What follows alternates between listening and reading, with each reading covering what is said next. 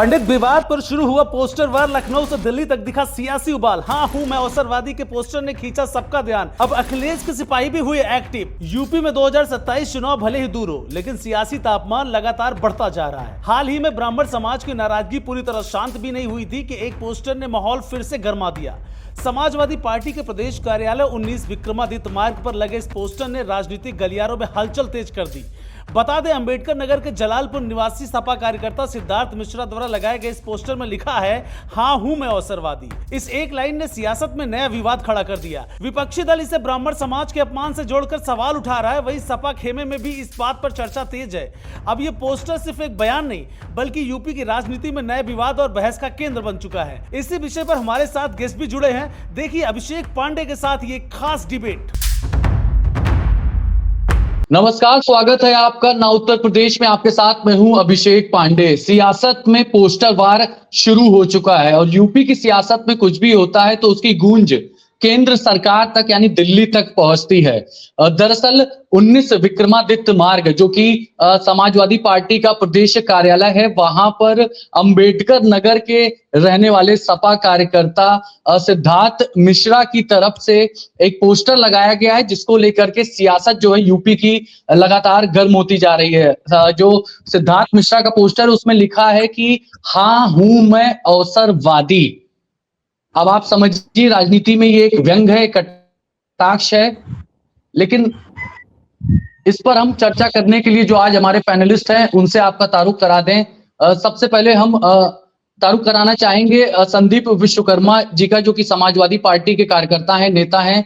इसके बाद हम तारुफ कराएंगे विनय पांडे जी का, जो कि कांग्रेस के सक्रिय नेता कार्यकर्ता हैं, और भारतीय जनता पार्टी से विपिन गुप्ता जी भी हमारे साथ जुड़ चुके हैं। तो हम अपने तीनों मेहमानों का, खास मेहमानों का स्वागत करेंगे, आभार प्रकट करेंगे कि आप लोगों ने हमारे लिए समय निकाला। लेकिन आज का जो मुद्दा है, हमने देखा कि उत्तर प्रदेश में खास तौर पर सवर्णों की नाराजगी, ब्राह्मणों की नाराजगी लगातार बढ़ती जा रही है। प्रयागराज में बटुकों के साथ जो कुछ भी हुआ, उसके बाद यूजीसी का मसला है और एसआई एग्जाम में पंडित शब्द को लेकर के भी बवाल मचा हुआ है। और 7वीं की कक्षा में भी विवाद हो चुका है, क्योंकि कहा गया है कि जो बिना पैर करके चल के जाए वो कौन होता है, उसमें भी पंडित के बिना वाला ऑप्शन दिया हुआ है। खैर, तो ये मुद्दा है आज का। लेकिन हम सबसे पहले रुख करना चाहेंगे संदीप विश्वकर्मा जी की तरफ। संदीप जी, आप लोग तो समाजवादी हुआ करते थे, कब से आप लोग अवसरवादी हो गए? पहले तो आपको मैं बताना चाहूंगा कि किसी कार्यकर्ता ने एक पोस्टर लगाया और जो व्यंग जो सिद्धार्थ मिश्रा ने कहना चाहा अंबेडकर नगर के, वो बात शायद जो भाजपा के कम पढ़े लिखे लोग हैं, मोदी जी की तरह, वो उस भाव को समझ नहीं पा रहे हैं। उन्होंने इस बात पे कहा, जब ब्राह्मणों के ऊपर लगातार ये भारतीय जनता पार्टी बट और बोर्ड से हमला करने का काम कर रही है। लगातार आप देख रहे होंगे किस तरीके से अभी मुक्तेश्वरानंद जी के साथ किस तरीके से दुष्प्रेरणा से प्रेरित होके उनके ऊपर गलत आरोप प्रत्यारोप लगाया गया। किस तरीके से महाकुंभ, जहाँ पे संगम माना जाता है, भगवान की नगरी मानी जाती है, वहां पर बटुकों के साथ किस तरीके से उनकी चूनी उखाड़ के, उनकी चुटिया उखाड़ के मारा पीटा गया। तो उससे वो आहत होके, जब भारतीय जनता पार्टी जो हिंदुत्व की बात करती है और लगातार केवल और केवल एक विशेष जाति का संरक्षण करने का काम कर रही है, उसी से नाराज होके अगर ब्राह्मण समाज समाजवादी पार्टी में ज्वाइन कर रहा है, और उसके बाद इन्हीं के मीडिया सेल के लोग और इनके तथाकथित जो अपने आप को बड़का नेता बताते हैं, हिंदुत्ववादी बताते हैं, और उसके बाद उनके ऊपर जो कटाक्ष करने का काम कर रहे थे, उस बात पे उन्होंने कहा कि हाँ मैं अवसरवादी हूं। जब बात आत्मसम्मान की आती है, मान सम्मान की आती है, तो आपको निर्णय लेना पड़ता है। और ये कोई ऐसे एक दिन में किसी के बहकाव में कोई ब्राह्मण समाज पार्टी ज्वाइन नहीं किया है, जो एक 5000 की संख्या में आके समाजवादी पार्टी ज्वाइन की बात करते थे। संदीप जी, आप लोग पीडीए की बात करते थे, ओबीसी एससी एसटी की बात करते थे, दलित आदिवासी पिछड़े की बात करते थे, पीड़ित की बात करते थे। अचानक सवर्ण आपको याद आने लगे, ब्राह्मण याद आने लगा। आपको ये समझ में समाजवादी पार्टी ने कितने उम्मीदवार उतारे थे 2022 के चुनाव में समाजवादी पार्टी ने, ये कितने सुनिए, ब्राह्मण? इतिहास है, सुनिए इतिहास है, उठा के देख लीजिएगा। और रही बात जो बात है ना, मैंने वो राष्ट्रीय अध्यक्ष जी ने भी कहा कि जो पीड़ित है, जो दुखी है, वो हमारे साथ है। हम उनके हक हुकूम की लड़ाई सदैव लड़ते हैं। और जिस तरीके से आपने देखा, ब्रिजेश पाठक जी लगातार दम भर रहे थे कि हम क्या नाम है, अगर अभी मुक्तेश्वरानंद जी आएंगे तो हम दंडवत प्रणाम करेंगे, सम्मान करेंगे। लखनऊ आने के बाद भी देखे होंगे, और इवन कभी भी वो जाकर उनसे न मिले, न उनकी पीड़ा को जानने का प्रयास किए। तो भारतीय जनता पार्टी किस तरीके से जिसका वोट लिया, जिनके नाम पे वो नंगा नाच कर रहे हैं पूरे देश और समाज में, लेकिन आज तक आप देखिए, चाहे जितने भी हैं, लगातार जब से सरकार बनी तो ये ब्राह्मण समाज के लोगों को ढूंढ ढूंढ के उनका इनकाउंटर करवा रहे हैं, उनका ऊपर मुकदमा कराते हैं, उनके ऊपर बुलडोजर चलवाते हैं। चाहे हरिशंकर तिवारी जी का मामला हो, चाहे विजय मिश्रा जी का मामला हो, किसी को देखिए, उनके बिटिया बेटे सबको उन्होंने लपेट दिया। और उसके बाद सुनिए, एक मिनट बोलने दीजिए, कोर्ट की बातें हैं। आप ये बताइए कि मैं आपसे वही बता रहा हूं, सुनिए। मैं विपक्ष में होने के बाद भी, विपक्ष में होने के बाद भी हमारी पार्टी ने, आपने देखा किस तरीके से माता प्रसाद पांडे जी को आज भी विधानसभा में नेता का प्रतिपक्ष का दर्जा दिया। हम हमेशा पीड़ित और दुखी के साथ रहते हैं, लेकिन ये जो भारतीय जनता पार्टी गोल गोल घुमा रही है, मुद्दे से भटका रही है, हम चलते हैं जवाब देना कांग्रेस के जो नेता है, कार्यकर्ता हैं, विनय पांडे जी की तरफ। विनय जी, आंखों में अरमान लिए, मंजिल को अपना मान लिए, अब मुश्किल क्या आसान क्या, जब ठान लिए तो ठान लिए। तो अब कांग्रेस को क्या लगता है, जिस हिसाब से ब्राह्मणों में असंतोष फैल रहा है उत्तर प्रदेश में, क्या इसका कोई सियासी लाभ कांग्रेस को मिल सकता है? क्योंकि कांग्रेस की स्थिति तो अभी बेहद नाजुक है, खराब है, वेंटिलेटर पर है कांग्रेस उत्तर प्रदेश में। सबसे पहले तो नाउ उत्तर प्रदेश के सारे दर्शकों को मेरा सादर नमस्कार, पैनलिस्टों को सादर नमस्कार, अभिषेक पांडे जी आपको सादर नमस्कार। देखिए, आपने अभी एक शब्द कहा पांडे जी कि कांग्रेस वेंटिलेटर पे है। ऐसा नहीं है। कांग्रेस पार्टी ही एक ऐसी पार्टी है जो फिरका परस्त ताकतों से लड़ रही है। कांग्रेस पार्टी है जो हर मुद्दे पर लड़ती है, हर मुद्दे पर। हमारे नेता माननीय राहुल गांधी जी पैदल यात्रा करके लोगों को जन जागरूकता के माध्यम से लोगों को बता रहे हैं कि हम सब एक हैं, चाहे कोई भी जाति हो, कोई भी धर्म हो।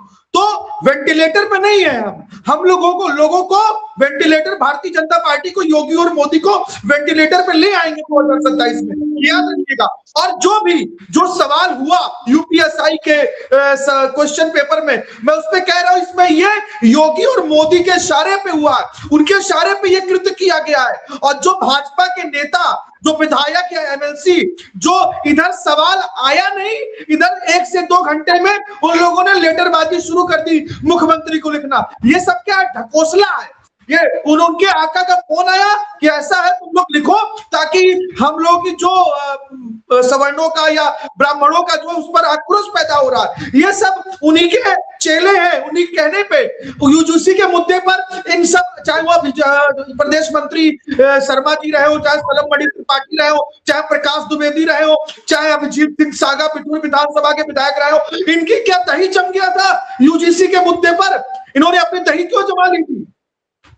विदिन 2 आवर, विदिन 1 आवर इन लोगों को, इनकी भावुकता, ब्राह्मणवाद इनका जिंदा हो गया और लेटर लिखना शुरू कर दिया योगी आदित्यनाथ को। ये सब ढकोसलेबाज हैं, सब ढकोसला। मगर अब 2027 के चुनाव में, चाहे वो सवर्ण हो चाहे ब्राह्मण हो, इनको आईना दिखाने का काम करेगा कि ये ब्राह्मण विरोधी आईना दिखाने का काम करेगा। विपिन गुप्ता जी, इस बार 27 में समाजवादी पार्टी तो कह रही है जो 37 सांसद हैं, 37 जिताएंगे 27। और कांग्रेस के विनय पांडे जी ने तो साफ तौर पर कह दिया कि मोदी और योगी जी को 27 में सत्ता से बाहर का रास्ता दिखाया जाएगा। लेकिन आप तो कहते थे साहब कि एक है तो सेफ है, बटेंगे तो कटेंगे। अब देखिए ना, पंडितों को तो अलग थलग किया ही जा रहा है, लगातार अपमान हो रहा है, और इसका जो लाभ है वो दूसरे दल के नेता ले रहे हैं। हालांकि सवर्ण और ब्राह्मण हमेशा से, ज्यादातर हमने देखा है कि जो वोट बैंक है वो भारतीय जनता पार्टी का रहा करता था, लेकिन अब असंतोष व्याप्त है। अभिषेक जी, देखिए, आपने प्रश्न पूछा समाजवादी पार्टी के विश्वकर्मा जी से, तो ये गोलमोल जवाब दे पाए, ये सही बात कर नहीं पाए। और जो इस मुद्दे पर आज आपने ये हम लोगों को बैठाला है, बात किया है, उस मुद्दे पर इनके मुंह से 2 शब्द नहीं निकल पाया सिवाय गोल गोल घूमने के। और जब आपने विनय जी की तरफ आप गए तो विनय जी खाली ये बताने लगे जैसे कोई पंडित जी आशीर्वाद दे रहे हो किसी को कि आपका कल्याण होगा, आपका ये होगा। तो ये चिढ़ के मारे ये सर्वनाश होने का और खराब होने का ये ढोंग रच रहे हैं, इस तरीके की बात ये कर रहे हैं। चलिए हम लोग मुद्दे पर बात करते हैं कि सिद्धार्थ मिश्रा ने समाजवादी पार्टी कार्यालय पर एक बोर्ड लगाया और उसमें लिखा उन्होंने कि हाँ मैं अवसरवादी हूं। देखिए, जो जैसा होता है वो वैसी बात करता है, और मैं ये सभी ब्राह्मणों के लिए नहीं कह सकता हूं। ये सिर्फ सिद्धार्थ मिश्रा ने अपने लिए कहा है, और अगर अपने लिए नहीं कहा है तो क्या ये मान के बैठा जाएगा कि अखिलेश यादव जी ने कराया है? ये तो माना नहीं जा सकता। माना यही जा सकता है कि उन्होंने स्वयं किया है। तो वो इसलिए किया है क्योंकि उनको ये तो लगता है कि कटाक्ष है, अब राजनीतिक अवसर व्यंग अच्छा है। देखिए, उनको ये लगता है कि ये अब अवसर मिला है उनको कि वो किसी तरीके से समाजवादी पार्टी से टिकट प्राप्त कर ले, और अच्छी बात है, मैं उन्हें साधुवाद दूंगा कि अवसर का लाभ वो उठाएं। ध्यान रहे कि अवसर का लाभ उठाना बुरी बात नहीं होती है, लेकिन गलत चीजों में नहीं। आज विवाद अवसर तो करने में आप अगर ही वो ने अवसर दिया का ना लाभ सर, उठा रहे भारतीय हैं। जनता पार्टी ने अवसर दिया कि ब्राह्मणों को असंतोष व्याप्त हो, भारतीय जनता ब्राह्मणों के साथ पार्टी ने अन्याय हो, हमेशा लगातार भारतीय अपमान हो, जनता अन्याय पार्टी हो। ने अवसर तो आप दे रहे हैं, सत्ता में आप हैं। भारतीय जनता पार्टी ने लोगों को अवसर दिया है ग्रोथ का। भारतीय जनता पार्टी ने लोगों को मौका दिया है कि वो इंडिपेंडेंट बने, स्वावलंबी बने, खुद व्यापार करें, लोगों को रोजगार दें। भारतीय जनता पार्टी ने लोगों को ये अवसर दिया। लेकिन ये जो इन्होंने किया, संदीप जी, समाजवादी भारतीय जनता पार्टी ने लोगों को समाजवादी अवसर दिया। पार्टी के ये मुख्यमंत्री नेता योगी हैं। आदित्यनाथ के 9 साल पूरे हो गए हैं, और भारतीय जनता पार्टी का कहना है कि भाई हमने देखिए देश का एशिया का सबसे बड़ा एयरपोर्ट यहाँ पर दिया है। इसके अलावा कितने इंटरनेशनल एयरपोर्ट, डोमेस्टिक एयरपोर्ट बन गए। जो उत्तर प्रदेश का रेल नेटवर्क है वो देश का सबसे बड़ा रेल नेटवर्क है। 7 शहरों में मेट्रो दौड़ रही है, रैपिड रेल भी उत्तर प्रदेश में चल रही है, रोपवे बन गया है, तो स्मार्ट तमाम सिटी भी बन इंफ्रास्ट्रक्चर गए। पर काम हो रहा है। सुनिए तो बता रहा हूँ, 100 स्मार्ट सिटी बन गए, 2 करोड़ रोजगार मिल गया, पेट्रोल डीजल 35 रुपए में बिक रहा है। देखिए, हाँ, और अच्छे से देश जो याद है है विश्व इनको। गुरु बन गया। बहुत अच्छी देश बात है, इनको विश्व अच्छे से गुरु याद बन है। गया। यही फायदा नंबर सिद्धार्थ मिश्रा ने 1 ले लिया, के इनके मुंह पर फिर कौन लगा गुप्ता जी देखिए, रहा है? आ रहे हैं, गुप्ता जी एक एक आदत करके खराब प्लीज। है, भाजपा वालों की हाँ। आदत खराब है, बीच में ये बोलेंगे बोलिए जरूर। संदीप जी। मैं ये कह रहा हूं कि 2 करोड़ रोजगार मिल गया, भारत जो है विश्व गुरु बन गया, पेट्रोल डीजल 30-35 रुपए मिल रहा है, और ये जो गैस के लिए सब लाइन में लगे हैं ये सब एआई से जनरेटेड है, और जितने लोग बेरोजगार की दिशा में टहल रहे हैं वो भी एआई से है, जो ब्राह्मणों को मारा गया वो भी एआई जनरेटेड है। और ये जो लगातार पूरे उत्तर प्रदेश में सबसे ज्यादा गांजा पकड़ा जा रहा है, अभी आपको रिपोर्ट बता रहा हूं, जो एक्साइज है जो 15,000 करोड़ का था आज वो 60,000 करोड़ में तब्दील हुआ है, और सबसे ज्यादा गांजा पकड़ा जा रहा है, और ये भी एआई जनरेटेड होगा। मैं नहीं कह रहा हूं, ये सारी नहीं, चीजें आंकड़े तो एआई विकास के जनरेटेड भी है। बढ़ रहे हैं ना। भारतीय जनता अरे पार्टी मैं तो कहती बता है कि तो रहा हूँ हमारे आंकड़े हमेशा बढ़ते भैया, मैं हैं। विकास का बताया तो नहीं, ये कि मुद्दे सबसे पर बात ज्यादा नहीं कर रहे हैं सबसे ज्यादा अभिषेक रोजगार जी, जो पाए ये हैं। मुद्दे से भटक गए हैं। आपका अरे तो मुद्दा क्या है, 100 देखिए, ये नहीं बात कर रहे मैं हैं। मुद्दा वही तो बता, अब फिर बीच में बोल दिए आप। अब आप नहीं तय करेंगे ना कि अवसरवादी कौन क्या हो गए क्या बोलेगा। आप लोग?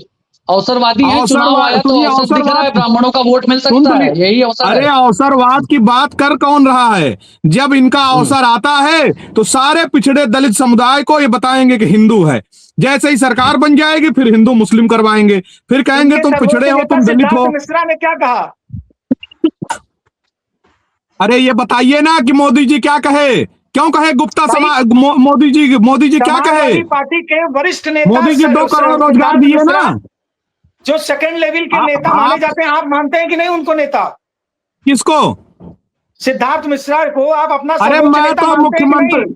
मुख्यमंत्री की बात को बताने दीजिए, आप काहे परेशान है इतनी ज्यादा? आपकी नहीं, बारी हम आएगी पूछ तो रहे बोल सिद्धार्थ लीजिएगा। जी का मैं आप बोर्ड नहीं, लगा है। मैं आपसे पूछ रहा हूँ, ये बताइए ना, से ब्राह्मण वोट आप बैंक दिख रहा है बताइए क्या 2 समाजवादी करोड़ को? रोजगार दिया आपने देखिए, जो गैस की ये सिद्धार्थ आप ये मिश्रा बताइए, ब्राह्मणों सुनिए, का अपमान कर वोट रहे बैंक हैं। की राजनीति के लिए हो रहा है क्या? एक मिनट आज रुकिए। ब्राह्मणों की चिंता ब्राह्मण- वोट बैंक के लिए हो रही है। ये सवर्णों की सिद्धार्थ चिंता मिश्रा ये जैसे बड़े सारी नेता पार्टी वोट ब्राह्मणों बैंक को के लिए किसने कर रही है। मरवाया? ये बताएं जरा। अगर ये वास्तव में भगवान राम के भक्त हैं तो इनको भगवान राम की कसम है, बताएं कि ब्राह्मणों को किस पार ये वहां पे महाकुंभ में किस शासन सत्ता के लोगों ने मरवाया? मैं बता अभी रहा हूं, मैं मुक्तेश्वरानंद बता जी के देता ऊपर हूं। किसने बदतमीजी किया? अभिषेक जी, सिद्धार्थ ये मिश्रा जबरदस्ती का बड़े गोल गोल ब्राह्मण बात चेहरा करते है हैं। इनके यहाँ के, ये स्वीकार करते हैं कि नहीं? अरे आप स्वीकार करिए पहले, मोदी जी क्या नाम है वो नॉन बायोलॉजिकल देखिए, है कि नहीं है? माने हमेशा ऐसे व्यक्ति को बैठना चाहिए हाँ, जो बता चलिए सके। विनय इनके पांडे जी नेता की तरफ हम सिद्धांत रुक नहीं आप जाएंगे। बदलेंगे। हमको विनय नहीं जी, बताएंगे ना। और ये सुनिए विनय ए जी, भैया, दो सुन लीजिए लास्ट में हमें रोजगार खत्म करने देने की दीजिए। बात कही थी। अब भारतीय जनता पार्टी की तमाम आरोप लग रहे हैं।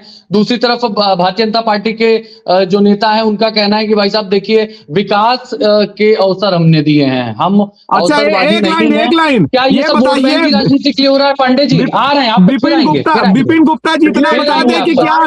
क्या नाले से गैस बन रही है कि नहीं, नाले से गैस बन के इनके घर पहुंच रही है। तकलीफ हो रही है। मैं क्या बताऊं, मेरे मतलब आप चले जाइए से इलाहाबाद में, बघाड़ा में चले जाइए, सलोरी में चले जाइए, कटरा में चले जाइए, अल्लाहपुर में चले जाइए, बच्चे अपने लॉज को छोड़ छोड़ के अपने गांव घर चले चुके हैं।